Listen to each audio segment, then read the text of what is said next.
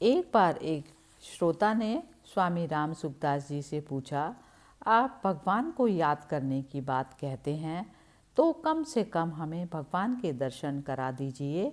बिना देखे भगवान को कैसे याद करें। इस पर स्वामी जी बताते हैं, आपकी बात तो ठीक है, पर ख़ास बात यह है कि हमारे में वह शक्ति नहीं है कि भगवान के दर्शन करा दें। आप चाहो तो भगवान के दर्शन हो सकते हैं। भगवान ऐसी चीज़ नहीं है जो किसी के कहने से आ जाए। आपने आज तक जैसा सुना है, जैसा पढ़ा है, जैसा आपके विचार में आया है कि भगवान ऐसे हैं, उसको याद करो। उसको भगवान अपना मान लेंगे। भगवान सब में है। आप जो भी कल्पना करेंगे भगवान उसके अनुरूप भी हैं और स्वयं भी हैं। वास्तव में यह सब स्वरूप भगवान का ही है। वासुदेव सर्वम। जब सब कुछ वासुदेव ही है तो फिर जो आप याद करते हैं वह वासुदेव नहीं है क्या? भगवान कहते हैं, यो माम पश्यति सर्वत्र सर्वं च मयि पश्यति तस्याहं न प्रणश्यामि स च मे न प्रणश्यति। जो भक्त सब में मुझ में देखता है और मुझको सब में देखता है, उसके लिए मैं अदृश्य नहीं होता और वह मेरे लिए अदृश्य नहीं होता। भक्तों के भाव को भगवान जानते हैं और भगवान के भाव को भक्त जानते हैं। भगवान कैसे हैं, कहाँ रहते हैं आदि बातों को जानने की कोई ज़रूरत नहीं। वे हैं, बस इतना मान लो। उनका है रूप से मान लो।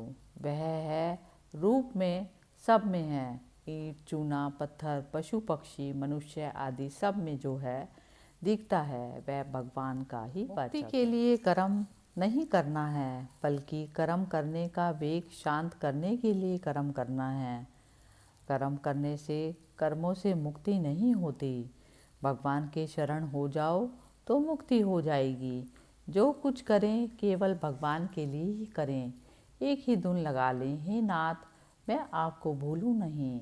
भगवान को भूले नहीं तो सब काम ठीक हो जाएगा। जैसे नरसिंह जी ने भगवान से कहा, हूँ तनई सिवरूं तू भर माहिरो कर लऊं आटो साटो। मैं तुम्हारा भजन करता हूँ, तुम मेरा माहिरा भर दो। हम लोग ऐसा ही सौदा कर लें। परमार्थिक मार्ग बहुत सुगम है। संसार के कामों में तो बहुत झंझट है, पर परमार्थिक मार्ग में कोई झंझट है ही नहीं। हमें कुछ नहीं चाहिए, केवल भगवान चाहिए। कुछ भी इच्छा नहीं करनी है, ना जीने की ना मरने की। जैसे भगवान रखे वैसे रहना है। संसार की जितनी बातें हैं उनमें सार बात यह है कि हम भगवान के हैं। भगवान हमारे हैं। ऐसा कोई है ही नहीं जो भगवान का ना हो। जो साधु होता है वह अपने को भगवान का मानता है। जो साधु अपने को ब्राह्मण मानता है वह असली साधु नहीं हुआ। साधु की जाति मानना उसका तिरस्कार है।